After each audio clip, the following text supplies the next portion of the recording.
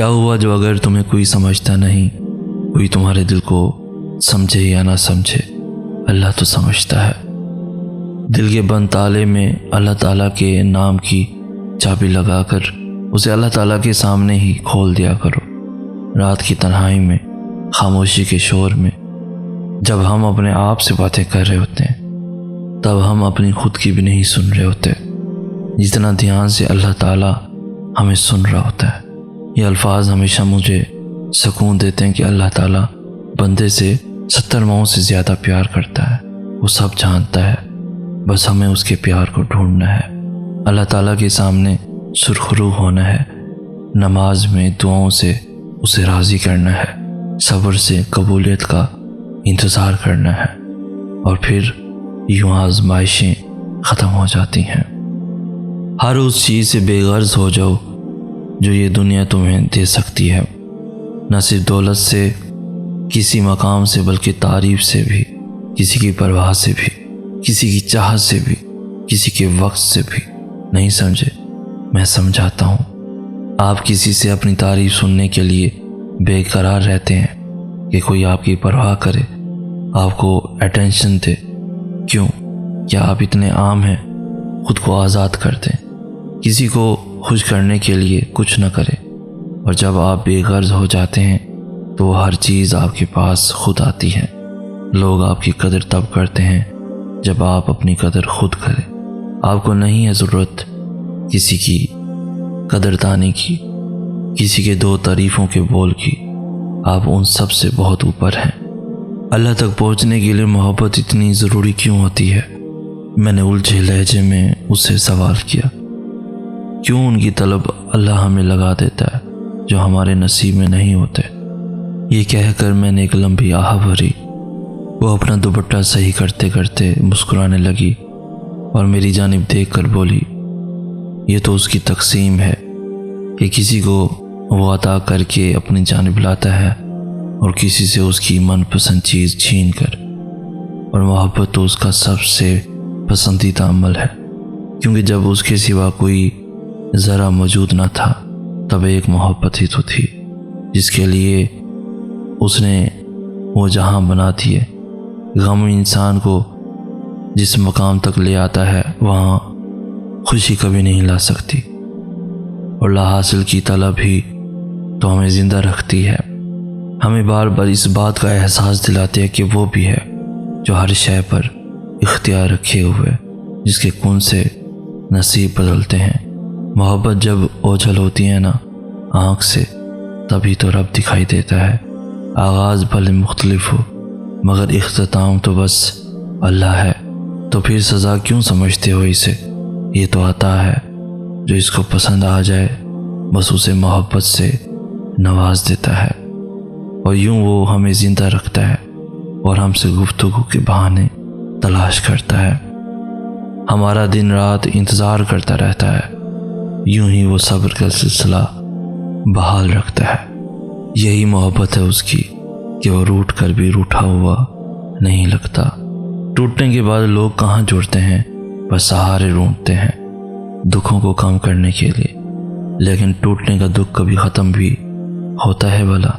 اگر ہم کبھی مڑ کر دیکھیں تو ہمارا دل اسی مقام پر ایک چھوٹے ضدی بچے کی طرح کھڑا ہوتا ہے جہاں ہم ٹوٹے تھے، اس امید کے ساتھ کہ شاید وہ ہمیں دوبارہ سے جوڑ دے جس نے توڑا تھا، کیونکہ اس کے سوا دکھوں کا مداوا ہو ہی نہیں پاتا۔ کہنے کو تو ہم آگے بڑھ جاتے ہیں، لیکن کیا سچ میں ایسا ہوتا ہے؟ کبھی کبھی آسمان کی طرف دیکھ کر دل سے کہا کریں، میرے پیارے اللہ، مجھے آپ سے بے حد محبت ہے، میں دنیا کی رنگینیوں میں مگن ہو کر آپ کو کھونا نہیں چاہتا۔ میرے اللہ، میں بہت کمزور ہوں، مجھے تھام کر رکھیے گا، کبھی خود سے دور نہ ہونے دیجیے گا۔ یا اللہ، میرے پاس تو آپ کے سوا کچھ نہیں، اللہ آپ ہی میرا کل اثاثہ ہے، میری زندگی کا حاصل ہے، میں آپ کو کیسے کھو سکتا ہوں؟ آپ کو کھو کر بچتا ہی کیا ہے میرے پاس؟ اللہ، آپ کا ساتھ میری زندگی ہے، کیسے زندہ رہ سکتا ہوں آپ سے دور ہو کر بھی؟ کبھی بھی خود سے دور نہ ہونے دیجیے۔ آخری سانس تک میرے رب آپ کا ساتھ، آپ کی محبت چاہتا ہوں، آپ کی عطاعت میں زندگی ہے، بس آپ مجھ سے راضی ہو جائیں۔ آپ کی پہچان سے زندگی ہے۔ جس نے آپ کو پایا اسے سب مل گیا، جس نے آپ کو کھویا اس نے کچھ نہیں پایا۔ مجھے دنیا کی نہیں پرواہ، بس ایک تیرا ہو کر اور کچھ بھی نہ چاہوں میں۔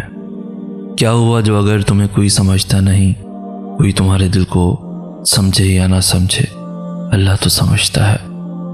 دل کے بند تالے میں اللہ تعالیٰ کے نام کی چابی لگا کر اسے اللہ تعالیٰ کے سامنے ہی کھول دیا کرو۔